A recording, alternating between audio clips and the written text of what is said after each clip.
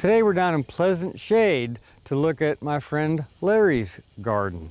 Now Larry grows in raised beds, something that I don't do, but I thought it would be interesting to come down and see how he grows almost all of his vegetables in just a small garden. Looks like some pickling cucumbers here. Look at the size, that's just perfect there. So these plants look very healthy. Larry, this is a beautiful garden, and these must be... Welcome, Jeff, to my wife and I's garden here. Yeah. Raised beds, and these are the pickling cucumbers, bush cucumbers. Yeah. Bush pickler. Yeah, bush, and because I try to keep the bush where it don't spread out all over the garden in my paths and them. And there is 60 plants from strode up through here where I set out. Yeah, and you make a lot of pickles? Make a lot of pickles. We just got through doing bread and butter pickles, and we're doing now 14-day pickles. Oh, okay.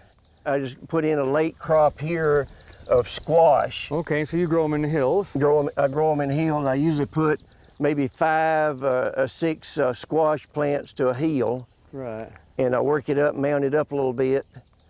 And so if it rains, water stands in the beds, it's a little bit higher built up. So it doesn't waterlog. Waterlog it. And I happened to find a few those onions here, bulbs. Right. And I have put them out in there, and they sort of now start coming up. That makes for green onions. Green onions, yeah. They're the yellow onions. And mixed up with bush pickling cucumbers, I've got, I believe it's a regular pickling bush here, because it's spread. You can tell the difference. It spreads more. Spreads out a whole lot more. Yeah. So tell us about this soil. What do you use for a soil mix? That's really nice looking stuff right there. When I built these raised beds, I had, of course, creek bottom is, how rocky it is. Right. And we had 3 triaxles of topsoil brought down, and I would fill these beds up half full of dirt with my tractor and front end loader, and then put sand in it, and I would take a tiller and mix it all up, and I would finish back filling them up like that, and until I got up there. So that sand keeps it real good and loose, doesn't it? Keeps it real good and loose, and you can see that pot. That's like a mixture for flowers. A potting soil. I can see the perlite. Yeah. Yeah. And I mix that in with the. Do you use some compost? This looks like it's compost too. Yeah, that looks like some good compost right there, doesn't it? Yeah, and this row of beds here was the first beds we built, and they were 2x12s. I see they're a little taller, aren't they? Yeah, and we started backfilling. I said, this is going to take too much dirt and filling, and so save work and all that and time. And we dropped down the rest of them as 2x10s, and it's a total of 35 beds in here, and 7 rows, and it's unbelievable what it produces. Yeah, well, you grow a lot of vegetables here, don't you? Yeah, and we give it away, and we do a lot of canning and process on that. Yeah, and it looks like you keep it pretty weed free too. Well, yeah, I put down black paper and weed paper, and then I put crusher run rock down. Right. And so when it rains, you go out here and not get muddy and come out here in your regular shoes and doesn't get muddy and all that. Everybody's favorite vegetable from the garden in the summertime are tomatoes, and we have just had our first one, and it looks like you're starting to get your first tomatoes. Yes, yeah, we just started getting them in. It's hard to keep blight out of your tomatoes. It's in the rain, it's in your soil, and we try to keep that out, but they're just beginning to come in. Well, what variety is that? These are Jet Star, and we have Big Boy, but the most of my tomatoes that we put out are celebrities. Yeah, I love that celebrity tomato. It came out about, I don't know, 30 or 40 years ago, and it was by far the most disease-resistant tomato that I had found, but it's a more of a shorter determinate variety. It doesn't last as long, but it makes a lot of tomatoes all at once. Yeah, they're a determinate plant. They don't get up real tall. They're not an indeterminate plant. Those indeterminates, they'll just grow. grow. They just keep going up, and they stay down. And that's right. And these are from concrete reinforcement. Reinforcement. Right. And yeah. I've had them for years. So they're plenty tall, aren't they? Yes, they're about 5 foot tall, I think what they are. Yeah. And then I'll go and measure so many slots, and then cut it out, and then the last one I'll wrap it around. Yeah. And right. And then you use a little bit of rebar to yeah, that's them little rebar for electric fence post. Right. Yeah. Perfect. What kind of peppers are you growing, Larry? These here are the lunchbox sweet peppers. Oh, yeah, the ones that you buy in the bags in the store. Yeah, or either they're in the little trays that fruit trays, and these two here are the red variety, and these two here are the orange, and they have a yellow, but I didn't find any of them. Mm-hmm. And then these plants here are Big Berthel, sweet bell. Those get huge. Yeah, the sweet bell peppers. Yeah. And then these right here are the 1819 sweet bell peppers. 1819. Yeah, PS. I got these at the Mennonites. It's called 1819 sweet bell peppers. Don't know that one. And then this one here, I had to replace it, and it's been set out a little late. And then here are your sweet bananas. Okay, yeah, look at these here. See? These are the banana peppers right here. You don't want to get them confused with the hot banana peppers, though. And then we get into these are the cayenne.